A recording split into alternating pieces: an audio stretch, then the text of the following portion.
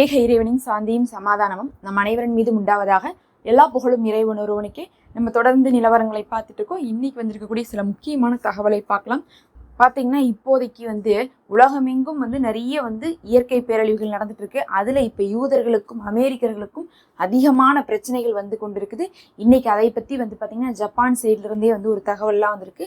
என்னன்னு சொல்லிட்டு ஒரு தொகுப்பா பார்க்கலாம். முதல்ல நம்ம ஜப்பான்ல ஆரம்பிச்சிடலாம். ஏன்னா ஜப்பானை பத்தி நமக்கு தெரியும், அங்கதான் அதிகமா சுனாமி தாக்கப்பட்டு மக்கள்லாம் இறந்தாங்கன்ட்டு. அதுக்கு பிறகு பார்த்தீங்கன்னா இப்ப சமீப காலத்துல வந்திருக்கக்கூடிய ஒரு சுனாமி, அந்த நிலநடுக்கத்தின் காரணமாகவே அவர்கள் பெரிதும் பாதிக்கப்பட்டிருந்தாங்க. இந்த நிலைமையில இப்போ 2-3 நாளைக்கு முன்னாடி அங்க என்ன இருக்குதுன்னா பாத்தீங்கன்னா பெரிய நிலநடுக்கம் வந்திருக்கு. அதுக்கு பிறகு அங்க என்ன சொல்லி வச்சிருக்காங்கன்னா, இப்ப வரக்கூடிய இன்னும் 2-3 நாட்கள்ல 75 ஆண்டுகள்ல இந்த உலகம் பார்க்காத ஒரு சுனாமியை இந்த உலகம் பார்க்க போகுது, ஜப்பான்ல அது வரப்போகுது அப்படிங்கிற மாதிரி சொல்லியிருக்காங்க. அதுவும் ஒரு ஏரியால மட்டுமே 2 லட்சம் பேர் உயிரிழக்கிறதுக்கான வாய்ப்பு இருக்குது அப்படின்னு சொல்லியிருக்காங்க. எந்த அளவுக்கு அலாட் கொடுத்துருக்காங்கன்னா, இதுக்கு முன்னாடிலாம் ஜப்பான்ல நிலநடுக்கம் வந்தா என்ன சொல்லுவாங்கன்னா, நீங்க ரெடியா இருந்துக்கோங்க, காலி பண்ணும் அப்படி இப்படின்லாம் சொல்லிட்டு இருப்பாங்க. ஆனா இப்ப பாத்தீங்கன்னா ஒரு எச்சரிக்கையா கொடுத்துட்டு இருந்ததெல்லாம் போய் இப்ப கடைசியா வார்னிங்கா கொடுத்துட்டாங்க.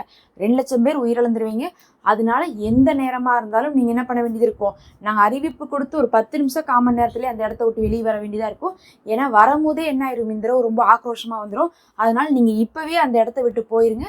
போக மாட்டேன்னு இருந்தீங்கன்னா 2 லட்சம் பேர் கூட உயிரிழக்கிறதுக்கான வாய்ப்பு இருக்குன்னு சொல்லிட்டு இன்னைக்கு ஜப்பானுடைய வானிலை அறிக்கையை சொல்லியிருக்காங்க. அதனாலதான் ஜப்பான் மக்கள் ரொம்ப கவலையில் இருக்காங்க. பொதுவாக எல்லா ஊர்லேயுமே நாட்டிலையுமே பார்த்தீங்கன்னா இந்த ஜோசின்னு சொல்கிறது அவங்களாம் இருப்பாங்க. அவங்க ப்ரெடிக்ட் பண்ணிகிட்டே இருப்பாங்க. அவங்க சொன்னாவே நம்பருக்குன்னு ஒரு கூட்டம் இருப்பாங்க. ஆனால் இவங்களே சொன்னதுக்கு பிறகு என்ன ஆயிடுச்சுன்னா, வானிலை அறிக்கையிலிருந்தே அவங்களே என்ன பண்ணிட்டாங்க சொல்லிட்டாங்க. அப்படிங்கும்போது இது கண்டிப்பாக வரக்கூடிய வாய்ப்பு இருக்குன்னு சொல்லிட்டு ஜப்பான் மக்கள் ரொம்ப கவலையோடு இருந்துட்டு இருக்காங்க.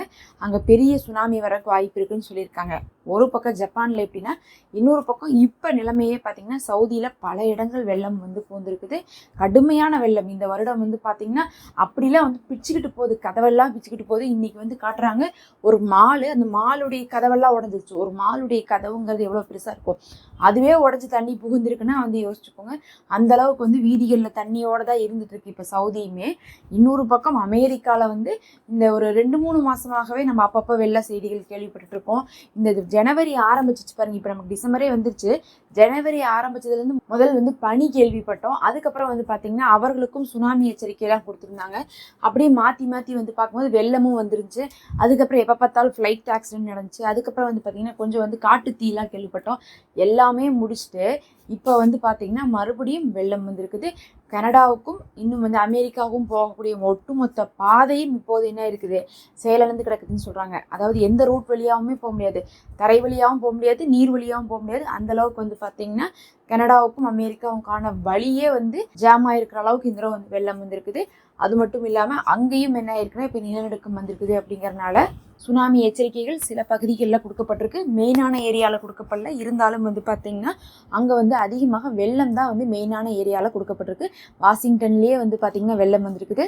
இத்தனை வருடத்தில் வராத அளவுக்கு இந்த வருஷம் வெள்ளம் வந்தனால, திடீர்னு வெள்ளம் வந்தனால இந்த ஏரியாலெலாம் வெள்ளம் வருமா அப்படிங்கிறதே மக்கள் மறந்துட்டாங்க. ஒரு 50 வருஷம் 60 வருஷம்லாம் ஒரு இடத்துல வரலைன்னா அவங்களாம் என்ன பண்ணுவாங்க, இந்த ஏரியா ரொம்ப சேஃபான ஏரியான்னு தான் நினச்சிட்டு இருப்பாங்க.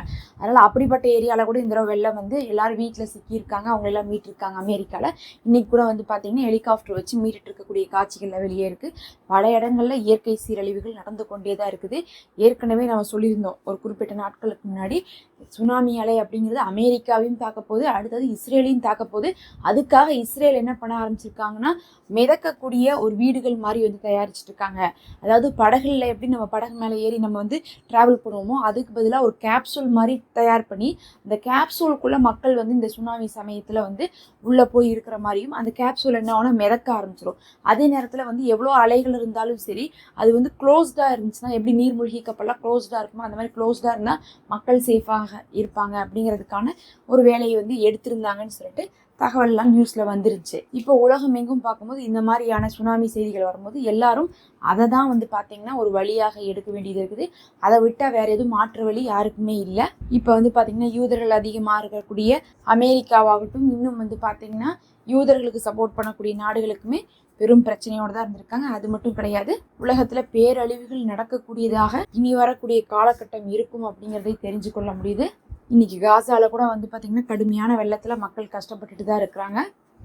அவர்களுக்கு வெள்ளம் அப்படிங்கிறது எந்த அளவுக்கு கஷ்டத்தை கொடுக்குன்னா வீடு இல்லாதனால கஷ்டம் கொடுத்துருது. இவங்களுக்குலாம் வந்து பார்த்திங்கன்னா வீடெல்லாம் பிரச்சனை கிடையாது, இவர்களுக்கு வந்து சுனாமி அளவுக்கு பிரச்சனை இருக்குது. இறைவனே போதுமானவன். நம்ம பொறுத்திருந்து பார்க்கலாம் என்ன நடக்க போகுதுன்னு சொல்லிட்டு.